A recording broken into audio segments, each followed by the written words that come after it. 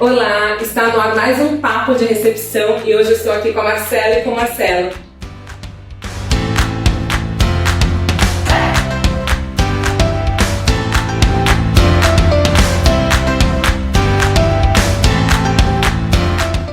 Sejam muito bem-vindos. Estou com a dupla aqui, Marcelo e Marcelo. Os pais do Daniel e do Arthur. Ambos são autistas? Sim. Eles estão com quantos anos agora? 10 anos. Fizeram 10 anos. Imagina, né? 10 anos. A luta de vocês começou, acho que um pouquinho, né? Antes de muitos pais. Sim. Como que foi? Quem percebeu primeiro as características de TEA, de autismo nas crianças? Então, eu já tinha o Gabriel, que eu tive eles quando o Gabriel tinha 13 anos. Ah, você tem o mais eu velho. Eu tenho o mais velho de 23 anos, então eu me lembrava assim que por volta dos 5 meses a casa já era uma casa barulhenta, porque bababá, lá, ele já começa a... Ah, sim, tinha vocalização. Tinha vocalização e em casa eles eram muito calmos, né? Sim, eles não davam trabalho nenhum, eram duas crianças, eu estava preparada para muito trabalho. Né? São Exatamente, gêmeas. então eu estava bem preparada para ter bastante trabalho. Então, graças a Deus, por um lado, até bom, porque assim, não me dava muito trabalho para dormir também, eles eram tranquilinhos, a não ser quando um chorava, que aí o outro chorava também. Mas eu lembrava de alguma coisa, né, da época do Gabriel, que é o meu mais velho. Então eu via, mas eu pensava assim, né, que a gente ouve muito, que cada gravidez é uma gravidez, cada filho é um filho, então eles são diferentes um dos outros, né.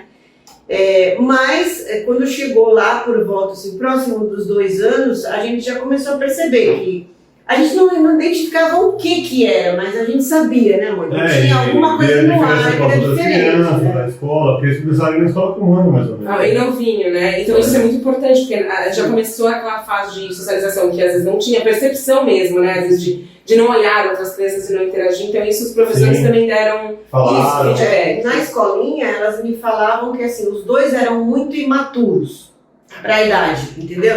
Então, não é a palavra certa, são imaturos, né? Então não tem nada. É que eles não sabem como falar, né? A gente tá falando de 10 anos atrás, 8 anos atrás, eles tinham 2 anos, então realmente não se tinha ainda muita informação, quase nada, né? Quase nada. E o cuidado de falar pro pai, né? Pra mãe também. Sim, não sabem como, tem alguma as coisa errada. corretas pra não magoar. Não, Fica lá o pai ajuda. Fora o pediatra, né, amor? A gente levava num pediatra e ele falava pra nós o seguinte: o que eu tenho de tempo de medicina, eu tenho mais de idade do que vocês têm de vida. Então eu posso afirmar para vocês que eles não têm nada, porque quem fala é menina. Menino não fala.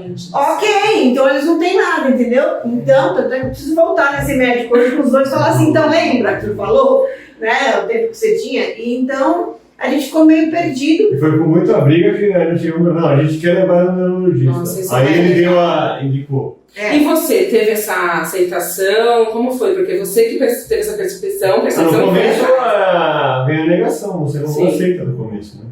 Ele foi difícil. Geralmente é mais difícil. Foi porque eu precisava convencer ele e ele não aceitava no começo. Ele também sabia no fundo, né, mano? No começo eu não percebia, só com o passar do tempo. Tudo que eu falava pra ele tinha uma resposta, entendeu? Uma Então, justificativa, né? A negação É quanto tempo pra perceber? Porque depois que você vê a realidade... E a escola? Como é a escola? Como eles ainda é uma luta, um desafio? Então, na creche foi um parto, porque apesar de ser creche, sempre o discurso é o mesmo. Nós não temos especialista aqui, a gente não conhece o autismo, e enfim, eles também eles não estavam desfraudados ainda, isso também era um problema, né? E tinha 2 professoras de manhã e 2 à tarde. Então, o problema que nós identificamos desde a creche até agora no fundamental são as professoras mais antigas. Porque as professoras que estão se formando agora, elas já sabem que elas vão enfrentar na sala de aula até os próprios médicos, pediatras, isso tem mudado, graças a Deus, porque a gente precisa dessa conscientização, né, dessa consciência coletiva de todo mundo ajudar, porque eu falo que as crianças que vêm agora são mais favorecidas, porque vocês há 10 anos atrás era muito difícil, então o bullying, eu acredito que aconteceu, eles sofreram bullying na escola, provavelmente. Olha, quando pequenininhos, até que não, assim, a gente não que a gente tenha presenciado nada. Mas a impressão que a gente tem na escola é que as crianças ajudam até. Sim. Elas acolhem, elas abraçam. Tem aqueles que são mais... Tem um ou outro que aparecer, tem uma piadinha aqui, outra ali, mas a gente sabe que a gente vai enfrentar isso, né? Mas, por exemplo, no EMEI, a gente foi para o céu também. Foi uma escola que a gente viu, pode até fazer propaganda da escola? Pode. Ana Maria Popovich, é onde eles fizeram o EMEI. Falar. Então ali foi um cantinho realmente que eles foram acolhidos. O diretor da escola tinha uma filha autista. Então isso não deveria fazer diferença, mas assim Mas independente disso, a equipe tinha um olhar, vamos fazer dar certo, vamos ajudar. Então alguns ficavam no desvio de função ali e tudo, mas você via que era realmente tinha essa atmosfera acolhedora a escola. Infelizmente só conseguiram ficar 2 anos, porque depois tem equipe fundamental. E aí, né? Outra luta de novo. Outra luta, são várias lutas. Nós levamos para uma escola particular, né? Porque não tinha jeito. E o que vale lembrar, a gente estava conversando com a Marcela, são gêmeos, mas são completamente diferentes uns dos outros. Eu estava perguntando, um é completamente diferente, porque as pessoas já têm mania de colocar os autistas no mesmo pacotinho, e gêmeos, então eu imagino que vocês devem ouvir muitas coisas, né? Tipo, considerando eles muito iguais, eles são completamente diferentes. Estava vendo ali até na hora de entrar, o comportamento de um completamente diferente do outro. E para vocês deve ser muito difícil, porque vocês vão ter que lidar com o autismo e com o temperamento de cada um. Como vocês se dividem nessa rotina? Porque vocês dois trabalham também, né? Trabalhando. Bom, é meio caótico, né? Eu não sei nem explicar como que é. Quem reclama de rotina, a gente não pode reclamar. A gente não pode reclamar. Não, apesar de eles precisarem muito de rotina, então essa semana a gente passou especificamente por isso. Como teve feriado no meio da semana, quebrou. Foi difícil. Eles queriam ir para terapia. Eles não querem saber de fazer outra coisa e tal, mas a nossa rotina ele trabalha, né? E eu levo os meninos para a escola, e nesse momento que eles vão na escola eu dou trabalho. Mas você é corretora de imóveis? Sou corretora de imóveis, né? E aí nesse meio tempo eu deixo eles na escola, volto, trabalho, né? Aí tenho até que agradecer a imobiliária que me deu essa flexibilidade, né? Porque é o único trabalho que eu consegui, porque nenhum lugar que você vai trabalhar CLT vai entender a sua, né? E você trabalha em que área? Eu trabalho de engenharia civil, eu sou projetista. Eu trabalho há muito tempo também, eles eu tenho uma certa flexibilidade lá. Precisa, por exemplo, essa compreensão. Essas horas que eu venho aqui, né, eu consigo sair, depois eu volto, trabalho até mais tarde, assim. Sim, vai ajeitando o horário. E tempo para vocês? Tipo zero. Vai almoço, é na hora que vocês estão aqui. Não, é engraçado isso. Às vezes a gente vai tomar um café, o nosso momento é aquele ali. É o momento quando eles estão na terapia e vocês conseguem se organizar. Porque a gente é tanta correria, quando chega a noite, tá cansado. Eles vão dormir até cedo, assim, né? 9 até as 10 horas eles estão dormindo. Né? Máximo 11 horas. E ainda tem a casa, né? Tem que ter uma casa. Aí nós estamos cansados, né? Aí tem que acordar às 6 horas, para levar ele direito às 7 na escola. E o Gabriel mais velho, como que é a relação? Ele já não mora mais com vocês? Não, ele não mora com a gente. Como ele já tá no trabalho. Mas a relação é boa com os irmãos? É ótima. Nossa, eles adoram o Gabriel, ele também adora os irmãos. Ele sempre vem assim de domingo, né? Pra visitar. Assistir série com a gente, ficar com a gente lá. Então os meninos já... Na sexta-feira os meninos já estão perguntando. O Daniel é muito apegado. O Daniel Caçula é muito apegado. E qual a maior aflição? O que vocês mais têm, assim, pensam com relação aos meninos? O que mais dá aflição em vocês, que vocês pensam, eu quero resolver, eu espero que quando eles estiverem com 15 anos, sei lá, na adolescência... A preocupação da gente, eu acho que é quanto à autonomia deles, a independência, né? Porque pela ordem natural da vida, a gente vai mais cedo que eles. Então...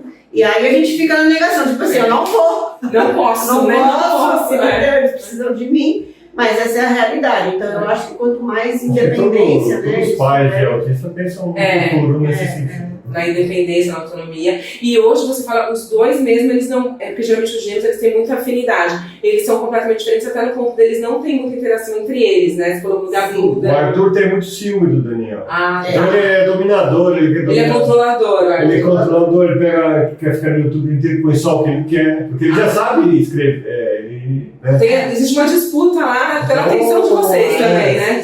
Então, se o Daniel fala alguma coisa, já começa a gritar lá, de ciúme, sabe, essas coisas. E o Daniel, ele é muito ligado na gente, e ele é um pouquinho mais independente nesse sentido. Ele tem iniciativa para aprender a fazer as coisas. Entendi. Sabe? Ele quer aprender a varrer, ele quer pega a vassoura. Ele é observador e já vai e faz. O Arthur tem mais dependência emocional, talvez, né? O Arthur já é mais, ele é mais inflexível, assim, ele gosta da rotina dele bem. Ele gosta de tudo na mão. Tudo que ele quer, né? Então ele é mais difícil de se lidar. Mas ele é super apegado também, o Arthur. Então ele morre de ciúme do Daniel. Entendeu? Faz parte, né? Que faz parte. Eu queria aproveitar esse momento que a gente tá aqui, é tão difícil conseguir os dois, né? Sempre na correria. Tem alguma coisa que você... Usem esse espaço. Tem alguma coisa que vocês querem falar para os pais mais novos? Tem muito pai novo chegando na clínica, com bastante crianças, ainda pequenininha. Vocês que já passaram por tantas coisas, tem algo que você queira falar? Aproveite esse momento, Marcela, aí pra gente é muito bom ouvir. Olha, para os pais novos agora, ali, né? Aqui a câmera.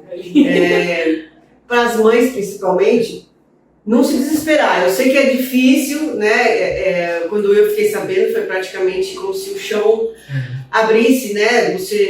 Você fica muito perguntando assim, o que eu tenho que fazer, né? E muita coisa é só o tempo mesmo. É só o tempo. Então é segurar ali a ansiedade, tudo. Tá tudo bem, ele é seu filho, você vai conhecer ele vai se mostrar para você, ele vai te mostrar quem ele é, como ele funciona, ele vai te dar amor do jeitinho dele, entendeu? E procurar, assim, como é que se diz? Agir com ele como qualquer filho. Meu filho, esse aqui gosta de verde, esse gosta de amarelo, e esse aqui, meu filho é autista, ele gosta. Respeitar o que ele gosta. Exatamente. Assim, eu acho que tem que, pelo menos eu, em casa, a gente esquece que eles são autistas. Né, porque a gente está acostumado com o jeito deles, é o jeito deles. Para nós é assim, é o jeito deles. E vai ser assim, eles vão melhorar, obviamente, eles vão adquirir mais independência, eles vão conseguir adquirir habilidades novas, mas eles vão deixar de ser quem eles são, né? Acho que isso que é importante os pais saberem, né? Com certeza. São os seus filhos, né? Exatamente. Eu acho que o desafio maior, né, além do nosso entre família, a gente consegue superar porque a gente tem muito amor. É um amor incondicional. É incondicional. É uma coisa assim muito...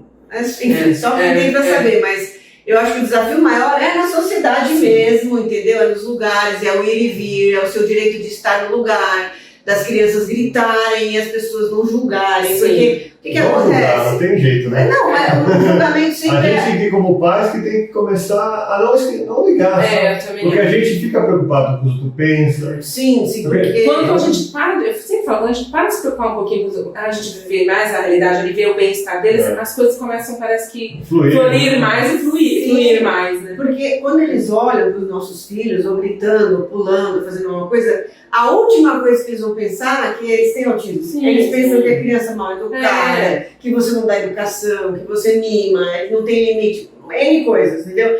E ainda que fosse isso, não te dá o direito de falar nada. Só quem sabe a sua professora é você. Vocês estão vivendo isso, então vocês, acho que isso que é o mais importante, né? Se vocês criam uma configuração nova, eu falo, né, por mim também, que eu sou um de autistas, a gente acaba criando uma configuração e muitas coisas que antes a gente se preocupava, a gente fala, que bobeira, né? Eles estão preocupados com isso, nossa, né? Então, quebrou um vaso, isso aí não é nada. Nossa, são pequenas coisas, coisinhas, né? E eu queria até aproveitar o espaço para falar, assim, inclusive, para as empresas darem espaço para os pais, né? Para os pais, para as mães, né? No meu caso, por exemplo, foi me dada essa chance, eu até tive uma preocupação, assim, na época de se eu poderia corresponder ao que esperavam de mim também, né? Agradeço ao Henrique, o meu broker da Remax Terra, e enfim, E aí, ele realmente estendeu a mão e falou assim, não, se eu puder te ajudar, né? Então, assim, eu acho legal, assim, que essa iniciativa, né? Essa iniciativa, porque não é porque a gente tem uma vida diferente das outras que a gente também não consegue se organizar. Tem que ter sua vida, quer trabalhar, né? Exatamente. Mais ainda. Né? Porque as terapias são caras. Uma coisa eu falo, não existe pais de autistas que não cresçam mais. A gente aprende muito. Não. A gente amadurece mais. Então tudo tem uma explicação, troca. Você também vai crescer com isso, porque os desafios também vão mudando a gente, né? Sim. Poxa, eu quero agradecer muito a presença de vocês. né? Muito, muito pela disponibilidade. Agradecer a todos. Um grande beijo, sempre falo, um grande beijo e fiquem bem sempre na medida do possível. Obrigada. Um beijo nos meninos também, que eles consigam evoluir cada vez mais. Obrigada. Um beijo, Beijo, gente. tchau. Até mais. Tchau.